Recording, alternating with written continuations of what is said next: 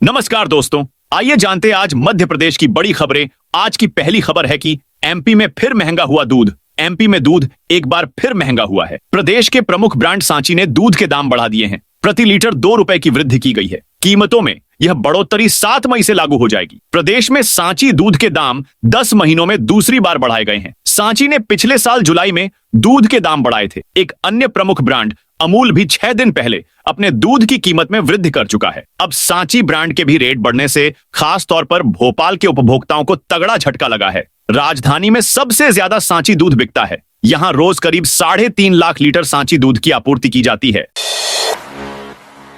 Love जिहाद पर बवाल, गुस्साई भीड़ ने आरोपियों के घर तोड़े। मध्य प्रदेश में लव जिहाद के बढ़ते मामलों के साथ लोगों का गुस्सा भी बढ़ता जा रहा है। ऐसा ही एक केस तब सामने आया जब उज्जैन के बिछड़ोद में फरमान नामक युवक के पास युवतियों के अश्लील वीडियो मिले। बाद में पता चला कि उसके साथ कई अन्य युवा भी शामिल हैं, जो कि अश्लील वीडियो फोटो के जरिए बच्चियों को ब्लैकमेल कर रहे हैं। इससे गांव के लोग गुस्सा उठे। ग्रामीणों ने पथराव किया, आरोपियों के घर तोड़े और एक मकान दुकान में आग भी लगा दी। पुलिस ने पहले ही 7 आरोपियों को हिरासत में ले लिया था। वारदात के बाद बिछड़ोद पुलिस छावनी बन गया है। यहाँ उज्जैन से पुलिस फोर्स भेजा गया है। मंगलवार को बिछड़ोद में लव जिहाद पर बवाल मच गया। गुस्साए लोगों ने आरोपियों के घरों में तोड़फोड़ की। मुख्य आरोपी के मकान दुकान को आग के हवाले कर दिया। सूचना मिलते ही एसपी प्रदीप शर्मा व अन्य वरिष्ठ अधिकारी मौके पर पहुंचे। यहां जबरदस्त तनाव है और स्थिति नियंत्रित करने के लिए पुलिस तैनात की गई है। सील होंगी खुले में संचालित मीट दुकानें। रीवा में सरकार और कोर्ट के आदेश के बावजूद शहर के विभिन्न हिस्सों में मीट की दुकानें संचालित हो रही हैं। गुड़ चौराहे, घोघर, बिछिया, अमहिया मार्ग और इंजीनियरिंग कॉलेज से सिरमौर चौराहे के मार्ग पर स्थित इन दुकानों को बुधवार से सील करने की कार्रवाई शुरू की जाएगी। मंगलवार को 31 मीट और मटन व्यापारियों को रीवा एएसपी कार्यालय के बाहर नवनिर्मित मटन मार्केट में स्थानांतरित किया गया। नगर निगम उपायुक्त सिद्दीकी ने बताया कि मटन मंडी में दुकानें आवंटित करने के लिए आवेदन मंगाए गए थे, जिसमें 31 आवेदन प्राप्त हुए और सभी को यहां स्थानांतरित किया जा रहा है। अपराधों पर प्रभावी एक्शन न लेने वाले पुलिस अफसर हटेंगे। मध्य प्रदेश में फील्ड में क्राइम कंट्रोल के लिए प्रभावी एक्शन नहीं ले पाने वाले पुलिस अफसरों को हटाया जाएगा। सीएम डॉ मोहन यादव ने कहा कि अधिकारी पूरे प्रदेश में अपराधों और महिलाओं के विरुद्ध होने वाले अपराधों के मामलों में सख्त एक्शन लें। इसके रिजल्ट दिखने चाहिए। पुलिस अधीक्षकों से कहा है कि शैक्षणिक संस्थानों के आसपास विशेष निगरानी रखें। छेड़खानी करने वालों को कतई न बख्शा जाए। सीएम ने मंगलवार को समत्व भवन, मुख्यमंत्री निवास में गृह विभाग के कार्यों की हाई लेवल समीक्षा बैठक की। एमपी कांग्रेस में बड़ा बदलाव, 9 प्रवक्ताओं को हटाया। एमपी कांग्रेस में बड़ा बदलाव हुआ है। कांग्रेस के मीडिया विभाग में यह परिवर्तन किया गया है। प्रदेश के 53 कार्यकर्ताओं को अहम दायित्व देते हुए पार्टी ने उन्हें प्रवक्ता बनाया है, जबकि 9 कार्यकर्ताओं को इस जिम्मेदारी से मुक्त भी कर दिया है। संगठन प्रभारी संजय कामले ने यह नियुक्तियां की हैं। इसके साथ ही पार्टी ने मुख्य प्रवक्ता पद समाप्त कर दिया है। करीब 1 साल पहले कांग्रेस ने के मिश्रा के स्थान पर मुकेश नायक को मीडिया विभाग का अध्यक्ष बनाया था। तब प्रदेश में 9 मुख्य प्रवक्ताओं की नियुक्ति की थी और 22 प्रवक्ता भी बनाए गए थे। इनमें से कई प्रवक्ताओं को अब हटा दिया गया है। एमपी को एक और सौगात, मध्य प्रदेश के रेल यात्रियों का इंतजार जल्द ही खत्म होने वाला है। प्रदेश को एक और वंदे भारत एक्सप्रेस मिली है, जिसके अगले माह यानी जून में चालू होने की संभावना है। यह नई ट्रेन भोपाल से लखनऊ के बीच चलेगी। इस वंदे भारत एक्सप्रेस को अब इंदौर से चलाने की मांग तेज हो गई है, जिस पर रेलवे बोर्ड भी विचार कर रहा है। इंदौर से भोपाल और इससे आगे तक की रोज यात्रा करने वाले अपडाउनर्स की मांग पर इंदौर सांसद शंकर लालवानी सहित अन्य जनप्रतिनिधि इसके लिए भरसक प्रयास कर रहे हैं। रेलवे अधिकारियों के अनुसार प्रस्तावित वंदे भारत एक्सप्रेस एमपी और यूपी के 9 बड़े शहरों को जोड़ेगी।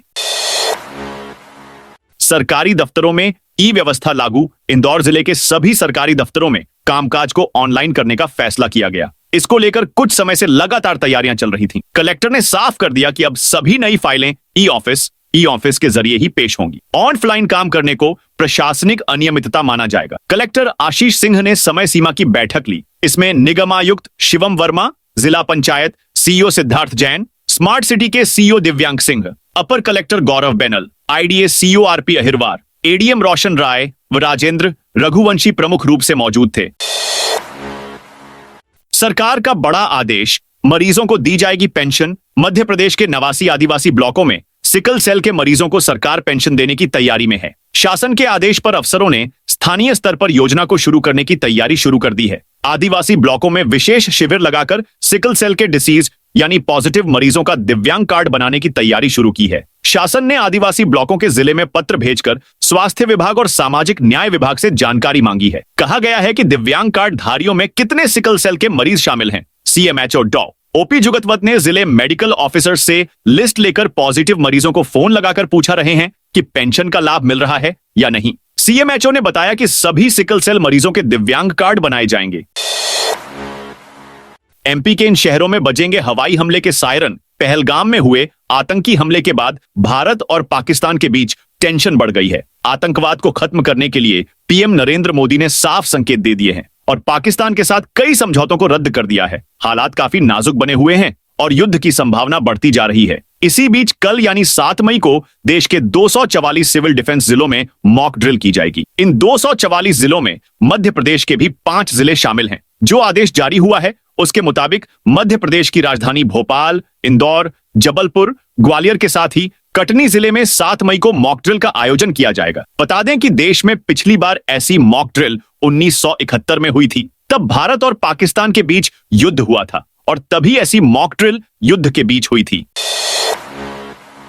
एमपी में 1800 करोड़ में बनेंगी 1100 किलोमीटर लंबी सड़कें। मध्य प्रदेश के हर गांव तक पक्की रोड बनाने की कवायद की जा रही है। इसके लिए प्रधानमंत्री जनजातीय आदिवासी न्याय महाअभियान पीएम जनमन बड़ा माध्यम बना है। प्रदेश के जनजातीय कार्य मंत्री कुंवर विजय शाह ने बताया कि केंद्र सरकार ने मध्य प्रदेश में जनजातीय क्षेत्रों में चिन्हित 1295 बसाहटों के लिए 800 करोड़ रुपए स्वीकृत किए हैं। जनजातीय क्षेत्रों में आवागमन को सहज और सुगम बनाने के लिए करीब 1100 किलोमीटर लंबी सड़कों का निर्माण किया जाएगा।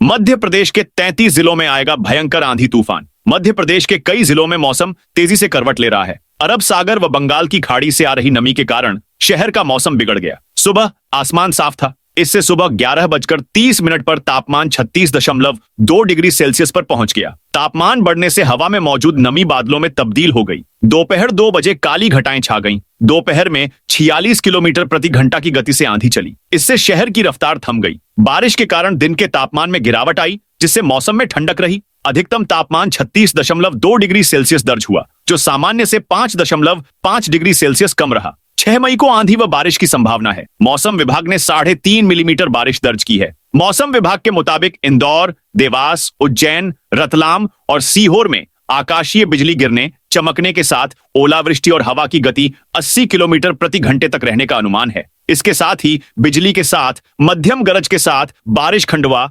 खरगोन, मंदसौर, शाजापुर, भोपाल, रायसेन में ओलावृष्टि के साथ 60 किलोमीटर प्रति घंटे की रफ्तार से हवा चलने का अनुमान है। बैतूल, नीमच, आगर, जाबुआ, धार, हरदा, बुरहानपुर, रायसेन, विदिशा, राजगढ़, नर्मदापुरम, सागर, नरसिंहपुर, छिंदवाड़ा, पांडुरना, सिवनी, डिंडोरी में तेज बारिश की संभावना बनी हुई है। भोपाल, उज्जैन में बूंदाबांदी, इंदौर में 1 इंच गिरा पानी। मध्य प्रदेश में तेज आंधी, बारिश और गरज चमक का दौर जारी है। मंगलवार को इंदौर में करीब 1 इंच बारिश हो गई। लगातार तीसरे दिन इंदौर में तेज बारिश हुई। इधर भोपाल और उज्जैन में भी हल्की बूंदाबांदी हुई। बदले मौसम की वजह दिन के तापमान में खासी गिरावट आई है। मंगलवार को एक भी शहर ऐसा नहीं रहा जब दिन का तापमान 40 डिग्री या इसके पार पहुंचा हो। सबसे गर्म नरसिंहपुर और खजुराहो रहे। यहां तापमान 39.4 डिग्री रहा। मंडला में 39 डिग्री दर्ज किया गया। यूनियन कार्बाइड के 307 टन जहरीले कचरे का निपटान शुरू। पीथमपुर में यूनियन कार्बाइड के 307 टन कचरे का निष्पादन कोर्ट के आदेश पर शुरू हो गया है। Pithampur industrial waste management private limited ने 5 मई 2025 को यह कार्य प्रारंभ किया। कचरे के निष्पादन की प्रक्रिया रात 8 बजे से शुरू की गई। प्रति घंटे 270 किलोग्राम कचरे को नष्ट किया जा रहा है। कचरे से निकलने वाली गैसों की निगरानी के लिए ऑनलाइन कंटिन्यूअस मॉनिटरिंग सिस्टम लगाया गया है। इसके परिणाम मध्य प्रदेश और केंद्रीय प्रदूषण नियंत्रण बोर्ड के सर्वर पर देखे जा सकते हैं। मुरैना में हिंदू नाम से कोचिंग चलाकर लव जिहाद। मुरैना में लव जिहाद का मामला सामने आया है। शहर के जीवाजीगंज इलाके में अभी इंसानियत नाम से कोचिंग सेंटर चलाने वाले असलम खान को पुलिस ने मंगलवार को गिरफ्तार किया है। आरोप है कि असलम खान हिंदू नाम अभी बताकर छात्राओं को बहला फुसलाता था और कोचिंग सेंटर में लगे हिडन कैमरे से उनकी अश्लील हरकतें रिकॉर्ड कर ब्लैकमेल करता था। जानकारी के मुताबिक असलम खान पिछले 2.5 साल से कंप्यूटर कोचिंग चला रहा था। इस दौरान वह छात्राओं को अकेले कमरे में बुलाकर उनके साथ आपत्तिजनक हरकतें करता था। छात्राओं के विरोध करने या किसी को बताने की आशंका होने पर वह उन्हें रिकॉर्ड किए गए वीडियो दिखाकर धमकाता था।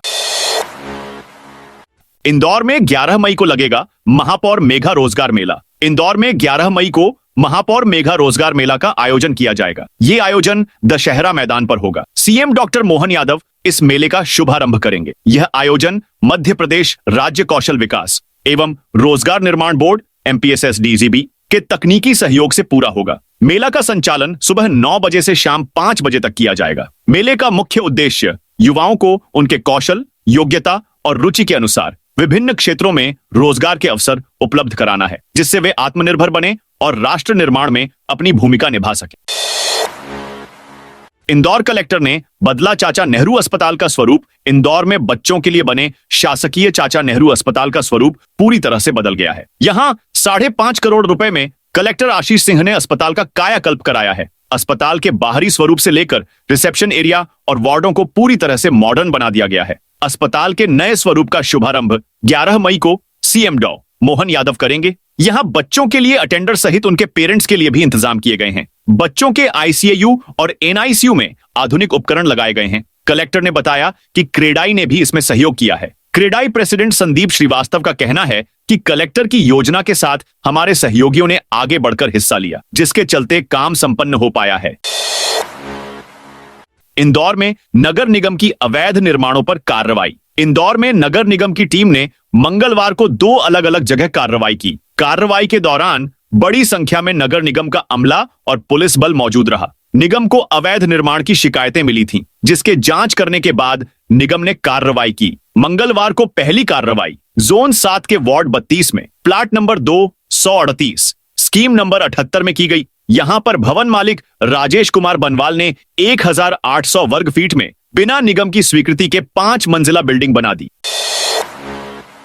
नक्सलियों से निपटने के मास्टर प्लान समेत इन प्रस्तावों पर लग सकती है मुहर। पचमढ़ी वन्यजीव अभयारण्य से शहरी क्षेत्र के कुछ हिस्से को बाहर कर सामान्य वन क्षेत्रों को शामिल करके उक्त अभयारण्य का दायरा बढ़ाया जाएगा, जबकि नक्सलियों से निपटने के लिए विशेष सहयोगियों की भर्ती की जाएगी, जो कि पुलिस के लिए अधिकृत तौर पर काम करेंगे। ये दोनों प्रस्ताव मंगलवार को राजधानी भोपाल में होने वाली मध्य प्रदेश सरकार की कैबिनेट बैठक में लाए जा सकते हैं। सूत्रों के मुताबिक पचमढ़ी का दायरा लगातार बढ़ रहा है, लेकिन अभयारण्य क्षेत्र होने के कारण विकास करने में कई अड़ंगों सामना करना पड़ रहा है। आसानी से अनुमति नहीं मिल पा रही है। स्थानीय जनप्रतिनिधियों ने यह विषय मुख्यमंत्री के संज्ञान में लाया था, जिसके बाद शहरी क्षेत्र के कुछ हिस्सों को हटाया जाना प्रस्तावित है। उधर केंद्र की गाइडलाइन के तहत नक्सलवाद को समय से खत्म करने की कवायद के बीच सरकार ने विशेष भर्ती करने का प्रस्ताव तैयार किया है।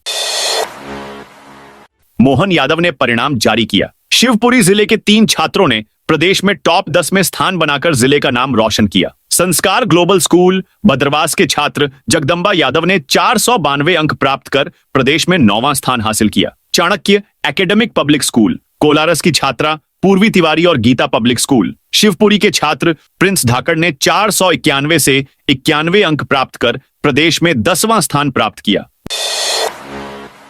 भोपाल में अधूरे हाउसिंग प्रोजेक्ट्स का विरोध। भोपाल में प्रधानमंत्री आवास योजना के तहत कई हाउसिंग प्रोजेक्ट अधूरे पड़े हैं। गंगानगर 12 नंबर और बाग मुगालिया में अब तक मकान हैंडओवर नहीं किए जा सके हैं, जबकि मार्च 2025 से फ्लैट सौंपे जाने थे। यह मुद्दा विधानसभा में भी उठ चुका है। वहीं मंगलवार को बड़ी संख्या में लोग रैली निकालकर कलेक्टोरेट पहुंचे और मेन गेट पर ही सड़क पर बैठ गए, ताकि उनकी समस्या का जल्द समाधान हो सके। प्रदर्शन कर रहे लोगों का कहना है कि नगर निगम ने दिसंबर 2025 तक मकान देने का वादा किया है, लेकिन सभी लोगों को मकान मिलेंगे इसकी संभावना कम है, क्योंकि अब तक कई बिल्डिंग के स्ट्रक्चर भी खड़े नहीं हुए हैं। जानकी नवमी पर ओरछा में उमड़े श्रद्धालु। ओरछा के प्रसिद्ध जानकी जू मंदिर में जानकी नवमी का उत्सव धूमधाम से मनाया गया। मंदिर परिसर में सुबह से ही श्रद्धालुओं की भीड़ उमड़ पड़ी। मुख्य पुजारी हरीश दुबे ने प्रातःकाल मां जानकी जू का अभिषेक और श्रृंगार किया। बाद मंदिर में हवन और पूजन का आयोजन हुआ। दोपहर 12 बजे मां जानकी जू की विशेष आरती में सैकड़ों श्रद्धालुओं ने भाग लिया। आरती के उपरांत मंदिर परिसर में श्री सीताराम धुन बजी। संगीतमय सुंदरकांड पाठ का आयोजन किया गया। बैतूल कलेक्टर ने जनसुनवाई में सुनी समस्याएं। बैतूल कलेक्टर नरेंद्र कुमार सूर्यवंशी ने मंगलवार को कलेक्ट्रेट सभागार में आयोजित जन सुनवाई में नागरिकों की समस्याएं सुनी। इस दौरान उन्होंने अनेक समस्याओं का निराकरण मौके पर ही किया। जन सुनवाई में चिचोली तहसील के ग्राम हर्रावाड़ी निवासी रत्नी उइके ने आवेदन के माध्यम से बताया कि लोक सेवा गारंटी के तहत फरवरी माह में सीमांकन के लिए आवेदन देने के बाद भी अब तक पटवारी सहदेव गंगारे द्वारा सीमांकन नहीं किया गया है। आवेदन को गंभीरता से लेते हुए कलेक्टर सूर्यवंशी ने पटवारी के विरुद्ध कार्रवाई करने और तत्काल सीमांकन कराए जाने के निर्देश बैतूल तहसीलदार को दिए हैं। अवैध कॉलोनी पर बड़ा एक्शन। एमपी के भोपाल शहर में अवैध कॉलोनियों का विकास रोकने के लिए अब पहले से सख्त प्रावधान किए जा रहे हैं। अवैध कॉलोनियां विकसित करने वालों को नगरीय निकाय नोटिस देगा। जवाब आने के बाद परीक्षण किया जाएगा। यदि कॉलोनी अवैध पाई जाती है तो 15 दिन के अंदर जमीन को मूल स्वरूप में लाने का नोटिस दिया जाएगा। यदि कॉलोनाइजर ऐसा नहीं करता है तो नगरीय निकाय उसकी अवैध कॉलोनी को ढाने के साथ ही जमीन पर कब्जा भी कर लेगा। इसके बाद निकाय वहां विकास कार्य कराएगा। अवैध कॉलोनियों का विकास रोकने जिला कलेक्टर एक टास्क फोर्स बनाएंगे। यह हर सप्ताह क्षेत्र का निरीक्षण कर रिपोर्ट देगा। दरअसल गए नियमों के ड्राफ्ट में संशोधन कर नए प्रावधान जोड़े गए हैं। ड्राफ्ट को नगरीय विकास एवं आवास संचालनालय ने शासन को भेज दिया है।